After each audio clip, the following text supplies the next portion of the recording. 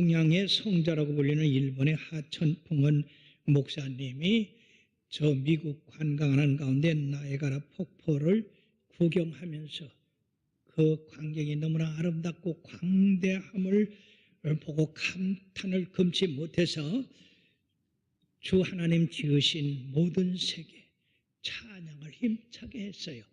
그랬더니 그 옆에 있던 어떤 백인 목사가 누구십니까? 그러자 이 하천풍원 목사는 나는 나이아가라 폭포 주인의 아들입니다. 이 말을 들은 백인 목사님은 그게 무슨 말이요? 반문을 했습니다. 이에 하천풍원 씨는 나이아가라 폭포를 만드신 분이 우리 하나님이시오. 나는 그분을 아버지로 모시고 사는 바로 그분의 아들입니다. 그랬더니 이 말에 이 백인 목사님이 감동을 받아서 자 그러면 다음 주에 우리 교회 오셔서 한번 설교를 해 주시길 바랍니다. 이렇게 초청을 했어요. 그래가지고 이 하천풍원 목사님이 이제 그 교회에 가기로 했는데 이 백인 목사님이 뭐라고 선전했느냐면 자 다음 주일에는 나이아가라 폭포 주인의 아들이 와서 설교를 할 테니까 많이 와서 은혜 받으라고. 그래가지고요 그 다음 주일에 사람들이 그냥 나이아가라 폭포 주인의 아들이라고 하니까 호기심에 그냥 많이 모였어요. 근데 예배 시간에 대해서 이제 이 목사님이 설교하러 등단할 때 보니까 아이고 키는 자그맣고 이제 얼굴이 노란 그런 황인종 목사님이 나타나셨다는 것입니다. 이들이 대단히 실망했어요. 나이아가라 폭포 주인의 아들이라면 굉장한 분인 줄 알았는데 실망을 해가지고 잘 말씀을 듣지 않았습니다. 그때 이 하천풍원 목사님은 담대하게 복음을 전가했습니다.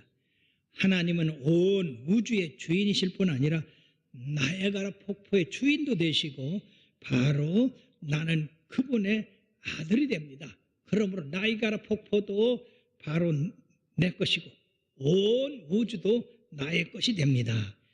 그때서야 성도들이 그 말씀을 깨닫고 아멘 하면서 자신들도 나이아가라 폭포 주인의 자녀임을 확신하게 됐다는 것입니다. 사랑하는 여러분, 우리 하나님은 나이아가라 폭포뿐 아니라 온 우주 만물을 지으시고 나와 여러분들을 뭐라고 말씀하셨느냐? 너는 내 것이라. 너는 내 것이라. 너는 내 것이라. 바로 나와 여러분들이 하나님의 자녀라고 하는 말씀을 오늘 이렇게 말씀하고 있습니다. 그리고 나와 여러분들이 예수 그리스도의 그 은혜의 속죄함을 통해서 하나님의 자녀가 되었으니 하나님의 자녀로서의 특권을 여러분들 삶에서 누리시기를 주의 이름으로 축원합니다. 그러므로 우리가 누구의 자녀가 됐느냐에 따라서 우리가 성공할 수도 있고 실패할 수도 있고 행복할 수도 있고 불행할 수도 있는 겁니다. 여러분들이 무슨 일을 만나든지 나는 하나님의 자녀라고 하는 이 특권을 활용하셔서 그 하나님이 주시는 권세를 가지고 이겨나가게 되시기를 바라겠습니다. 뿐만 아니라 여러분들 통해서 또 다른 사람도 하나님을 믿지 않은 그 백성들도 구원할 수 있는 그런 능력의 자녀들이 되어야 되겠습니다. 그러면 우리들이 왜 우리가 하나님의 자녀인가? 오늘 1절 말씀에 야곱아 너를 창조하신 여호와께서 지금 말씀하시느니라. 이스라엘아 너를 지으신 이가 말씀하시니라. 너는 두려워하지 말라. 내가 너를 구속하였고 내가 너를 지명하여 불렀나니 너는 내 것이라. 할렐루야. 첫째는 하나님이 나를 창조하셨기 때문에 바로 만드신 그분이 주인이 아니겠습니까? 그럼 우리를 만드시고 지으셨다고 했으니 하나님이 분명히 우리의 아버지가 되시는 것입니다. 많은 사람들이 이 세상에 살면서 내가 어디로부터 와서 무엇을 하다가 어디로 가는지 모르고 살다가 어둠의 그 깊은 구름으로 빠지게 되는 겁니다.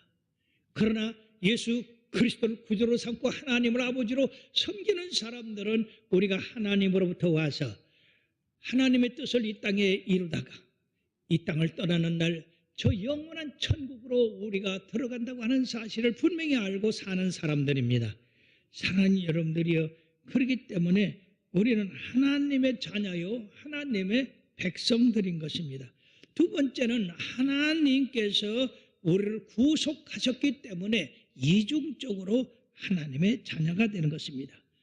너는 두려워하지 말라, 내가 너를 구속하였고 라고 했습니다. 이 구속이라는 것은 노예나 종들이 이제 그 주인을 섬겨갈 때 그들이 자유하게 하려면 값을 치러야 돼요. 바로 우리는 죄의 노예가 됐습니다. 마귀의 종이 됐어요. 그래서 하나님께서 우리를 자유케 하기 위하여 당신의 아들 예수 그리스도를 우리의 죄값으로 청산을 하셔서 우리를 자유하게 하셨습니다. 그러므로 우리들은 바로 마귀와는 아무 상관도 없습니다. 예수 안에 있는 모든 사람들은 죄와 사망에서 성령과 생명의 법으로 우리를 자유케 하신 것입니다. 그러므로 예수 그리스도를 믿는 사람들은 속죄함을 받고 마귀에게서 놓여서 자유함을 받은 자유인이 되었어요. 이 자유인이 됨으로 말미암아서 우리 하나님에게 감사를 드리는데, 베드로전서 1장 18절부터 19절에 보면 너희가 알거니와 너희 조상에 물려준 헛된 행실에서 대속함을 받은 것은 은이나 금같이 없어질 것으로 된 것이 아니요 오직 흠없고 점없는 어린 양 같은 그리스도의 보배로운 피로 된 것이니라. 그러므로 우리를 창조하시고 죄에 팔려서 영원한 멸망으로 들어갈 우리를 하나님의 아들을 대속해 주셔서 우리가 구원했으니 우리가 이중으로 하나님이 만드셨기 때문에, 하나님이 우리를 구속하셨기 때문에, 세 번째는 우리 하나님께서 우리를 만민 중에 지명하여 부르셨기 때문이다. 이 말씀은 특별한 사랑을 가지고 특별한 목적을 위해서 부르셨다는 겁니다. 여러분들이요, 이 나라의 장관이 어떻게 됩니까? 대통령이 특별히 선별해서 당신이 이 나라에 무슨 장관이 돼 주십시오, 그렇게 해서 불렀다는 그런 내용입니다. 즉 만민 중에 우리를 택하여 주신 것, 이건 하나님의 특별한 은혜요 사랑인 줄 믿습니다. 그러므로서 우리가 하나님의 자녀가 됐고 하나님의 백성이 되었기 때문에 그 하나님 앞에 영광 돌리는 삶을 살아야 되겠습니다. 베드로전서 2장 9절에도 다 같이요, 그러나 너희는 택하신 족속의 왕같은 제사장들이요 거룩한 나라요 그의 소유가 된 백성이니 이는 너희를 어두운 데서 불러내어 그의 기이한 빛에 들어가게 하시니에 아름다운 덕을 선포하게 하려 하심이라. 할렐루야, 얼마나 감사합니까? 그러므로서 2중 3중 우리는 하나님의 자녀가 되었습니다. 뿐만 아니라 이 하나님의 자녀로 삼으시고 그냥 가만히 두는 게 아니라, 두 번째는 극한 시련 가운데서 함께 하셔서 구원해 주신다고 하는 것입니다. 오늘 2절 3절 전반절에 보면은요, 내가 물 가운데로 지날 때에 내가 너와 함께 할 것이라. 강을 건널 때에 물이 너를 침몰하지 못할 것이며, 네가 불 가운데로 지날 때에 타지도 아니할 것이요 불꽃이 너를 사르지도 못하리니 대전하는 여호와 내 하나님이요 이스라엘 거룩하니요 내 구원자임이라. 할렐루야. 우리가 살아가면서 얼마나 불같은 시험 또 물같은 그러한 홍수가 범람합니까? 우리는 이럴 때 두려워 떨 수밖에 없습니다. 그러나 두려워하지 말라고 하십니다. 왜? 나는 너의 하나님이 됨이라. 네가 물 가운데 지날 때 물이 너를 침몰치 못하고 불 가운데 지날 때 불이 너를 사르지 못한다. 왜? 하나님이 함께 하시니까. 우리는 역사 가운데서 이스라엘 백성이 홍해 바다를 어떻게 건넜습니까? 하나님이 갈라주셔서 육지같이 건너셨고 요단강도 또 육지같이 건너셨습니다. 뿐만 아니라 하나님의 백성이 하나님 섬기다가 신앙의 절개를 지켰더니 느부갓네살 왕이 그 세 청년을 불 가운데 집어던졌어요. 근데 놀랍게도 불 가운데서 세 사람 집어넣는데 한 사람이 나타났습니다. 하나님의 아들과 같은 사람이 나타나서 그들을 보호하셔서 불이 그들을 사르지 못했어요. 이런 것은 우리 하나님께서 물 가운데서도 불 가운데서도 우리 하나님이 우리를 지키시고 우리의 모든 시련과 환난, 그 어려운 가운데서 건져주시고 승리하게 하여 주신다고 하는 말씀입니다. 뿐만 아니라 우리 하나님이 우리를 사랑하셔서 보배롭고 존귀한 자로 만드셨다 하는 것입니다. 우리가 어떻게 하나님의 눈에 보배롭고 존귀한 자가 되겠습니까? 우리는 벌레만도 못한 죄인들입니다. 그럼에도 불구하고 하나님께서 우리를 택하셔서 넌 내 자녀라, 내 아들이라, 내 딸이라 그렇게 하시면서 우리를 보배롭고 존귀한 자로 만드신다고 하는 것, 이거는 너무나 큰 하나님의 은총인 줄 믿습니다. 어떤 우리의 공로나 우리 어떤 재주란 능력으로 된 것이 아니에요. 이건 전적으로 하나님의 절대적인 주권과 그리고 사랑 때문에 우리를 이처럼 보배롭고 존귀하게 만드셨다고 하는 것입니다. 그러면 우리가 어떻게 존귀한 자가 되느냐?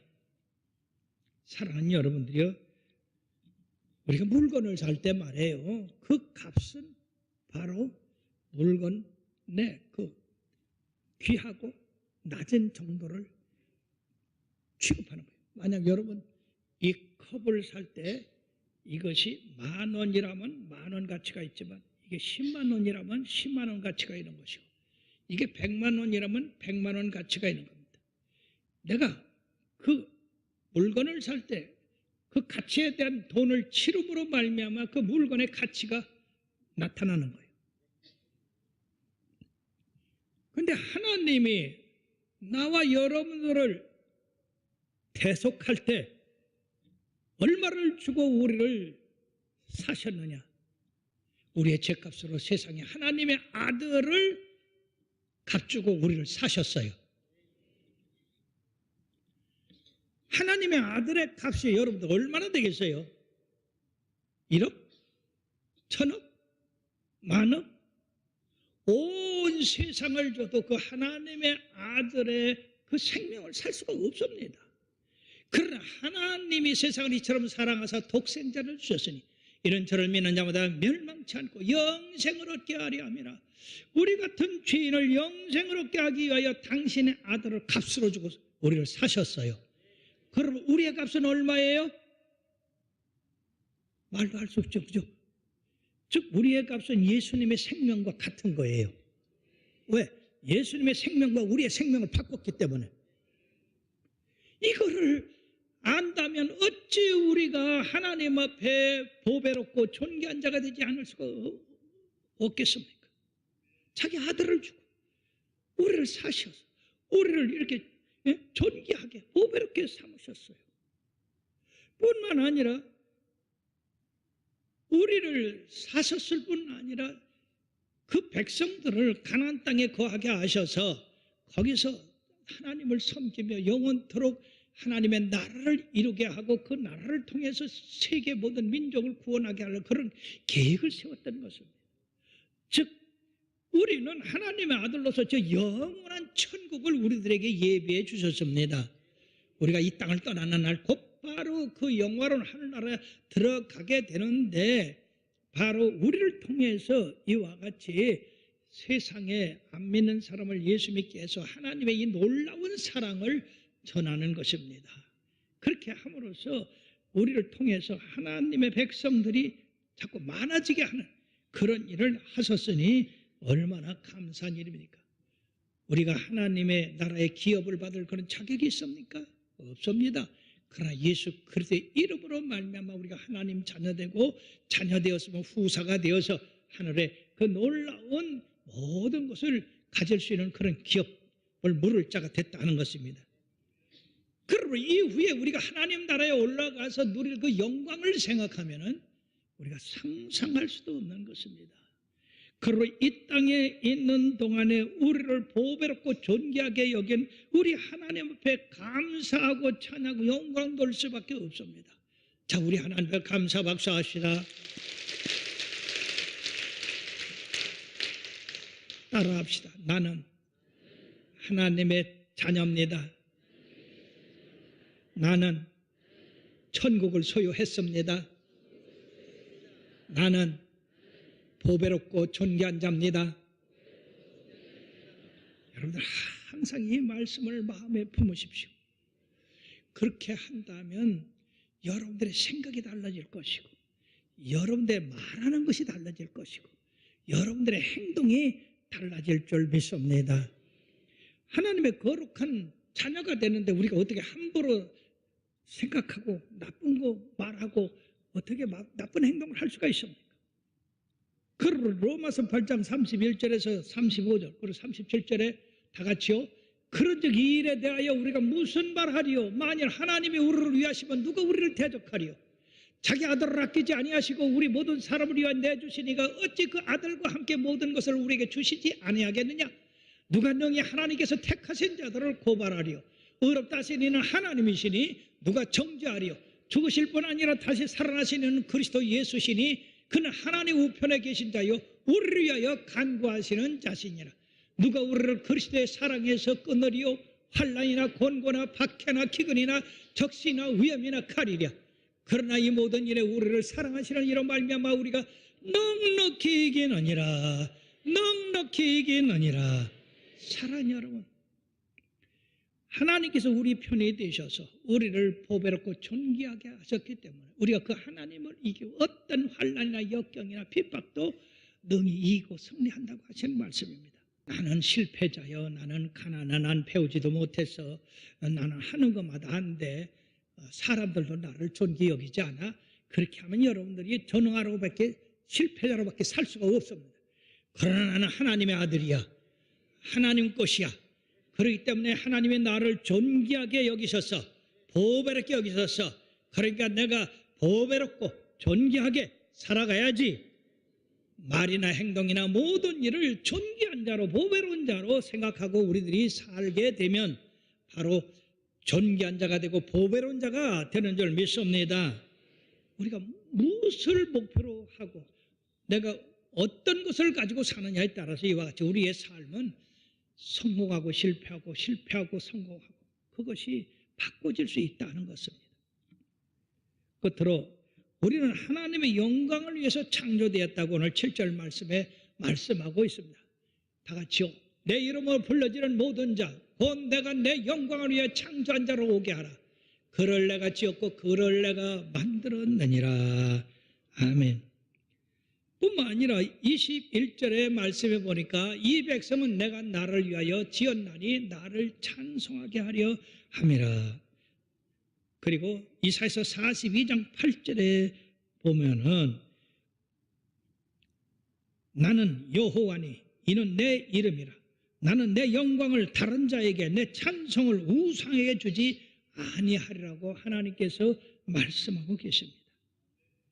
그러나 오직 우리는 여호와 하나님에게만 영광을 돌려야 된다는 얘기예요. 주님만 찬송해야 된다는 얘기예요. 우리 크리스찬이라고 하는 이름을 처음 부르게 된 곳이 바로 안디옥이라는 곳입니다. 예수 믿는 사람들이 참으로 착하고 선하고 아름답게 사니까 야 크리스찬이다, 기독교인이다 말이야. 저 사람들의 삶이 참으로 다르다. 그래서 크리스찬의 이름이 붙였는데 사람들은 그렇다고 할 때 우리가 예수 믿는다 하면 우리 이마에 크리스찬입니다 라는 것이 써져 있지 않아도 우리의 말과 행동에서 나타나는 줄 믿습니다. 그렇기 때문에 주님께서 마태복음 5장 13절 14절에 뭐라고 말씀하느냐? 너희는 세상의 소금이니 소금이 만일 그 맛을 잃으면 무엇으로 짜게 하리요? 후에는 아무 쓸데없어 다만 밖에 버리고 사람에게 밟힐뿐이라. 14절에는 너희는 세상의 빛이라. 산 위에 있는 동네가 숨기지 못할 것이요. 세상에 나와 여러분들을 세상의 소금으로 세상의 빛으로 우리를 살라고 말씀하고 계십니다. 그런데 사람들이 부패한 곳에 크리스찬이 들어가서 정결하게 하고 어둠에 가서 빛을 비출 때 사람들이 크리스찬이라고 하지 않겠습니까? 그럼 여러분들은 어떤 직장에 갔든지 어디에 속했든지 이런 소금과 빛의 그런 사명을 감당하게 되시길 바랍니다. 그런데 우리 주님이 영광 받으시죠. 예수 믿는 사람을 갖다가 참 믿는 형제라고 해서 같은 직장에 채용을 했더니 오히려 주인 안 보면 한 구석에 가서 놀고 담배나 피우고 가끔 빠지기나 하고, 왜냐 믿는 사람이 주인이니까 우리가 그렇게 해도 괜찮다 하는 그러한 마음을 가지면 안 됩니다. 주인이 예수를 믿든지 안 믿든지 우리가 빛과 소금의 역할을 할 때 그들이 감동돼서 또 그리스도의 복음이 그를 통해서 또 옆으로 확장돼 나갈 줄로 믿습니다. 미국에서 말해요, 마약하고 알코올 중독자들을 치료하는 그런 기관이 있어요. 그들이 암만 치료해서 내보내도 얼마 있으면 또 들어와. 그래서 뭔가 근본적으로 변화를 가져와야 되겠다. 그래서 실험을 했어요. 그 마약 중독자들 그저 늘 이렇게 도는 것 같이 비틀비틀하고 머리는 그냥 산발을 하고 얼굴 세수를 언제 했는지도 모르고 옷은 그냥 거지 옷이고 그런 사람들, 그들을 갖다가 목욕을 깨끗이 시키고 머리를 짧게 깎아서 산뜻하게 하고 그리고 좋은 옷을 입혀 넥타이 와이셔츠를 입혀서 신사복을 착 해가지고 신사를 만들고 그 다음에 큰 거울 앞에 그들을 세웠어요. 그렇게 이 사람들이 깜짝 놀라며, 아니 저 속에 있는 사람이 나란 말이야? 아니 내가 저런 사람이란 말이야? 이 사람들이 그걸 보고 나도 저런 사람이 될 수 있구나. 나도 신사가 될 수 있구나. 근데 내가 왜 이 모양이지? 그래가지고 그 사람들이 이제 그렇게 놀랬다고 해서 하루아침에 되는 거 알잖아요. 그래가지고 계속해서 신사복을 입히고 아주 단장을 시키고 거울 앞에 세우고 이렇게 자기를 자화상을 찾게 했어요. 그들이 말해요. 자기는 마약 중독자, 술주정권, 세상에 이러한 태폐자가 아니고 이렇게 참으로 아름답고 훌륭한 신사가 될 수 있구나. 그리고 자기 자신을 자꾸 쳐서 올라감으로써 나중에는 아주 그 모습대로 신사가 돼서 나갔다고 하는 얘기입니다. 사랑하는 여러분, 그러므로 나와 여러분들이 하나님을 믿으면서도 늘 내 마음 가운데 실패자라는 거, 자괴감을 갖고 나는 버림을 받은 사람이라 날 사랑하는 사람이 없다, 이런 마음을 갖고 살면 그런 사람이 됩니다. 사람이 무엇으로 생각하든지 그 생각대로 되는 거예요. 믿음은 바라는 것들이 실상이여 보이지 못하는 것들의 증거니 선진들이 이로써 증거롭다고 했습니다. 그런 사랑하는 여러분 가운데 이처럼 우울증에 걸리고 나는 실패자다, 나는 낙심자다 이렇게 한 사람들은 여러분들의 자화상을 변경시키기를 바랍니다. 여러분들은 하나님의 사랑받는 고귀하고 존귀한 자녀들입니다. 그런데 왜 우리가 실패자처럼, 왜 우리가 우울증에 걸려서 목숨을 끊으려고 합니까? 목숨 끊는 그거는 가장 큰 죄예요. 하나님의 기준에도 맞춰 살아야 됩니다. 그러므로 플로렌스 쉰이라고 하는 분은 화가며 유명한 작가인데 그는 뭐라고 그러느냐, 자기가 하나님의 자녀임을 아는 것이 성공적인 삶의 비결이다. 따라합시다.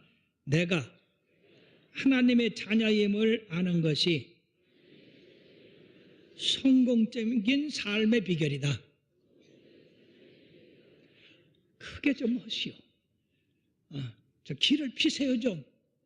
예? 다시. 내가 하나님의 자녀임을 아는 것이 성공적인 삶의 비결이다.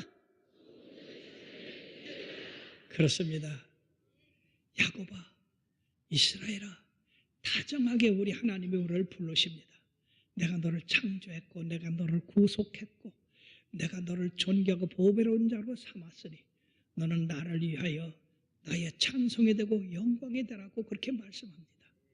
이 말씀을 기억하시고 늘 여러분들 마음 가운데 우울증이 오고 실패감이 오고 낙심하는 마음이 오는 이 말씀을 10번이고 20번이고 계속 외쳐서 하나님의 자녀로서의 그런 믿음을 가지고 승리하게 되기를 주의 이름으로 축원합니다.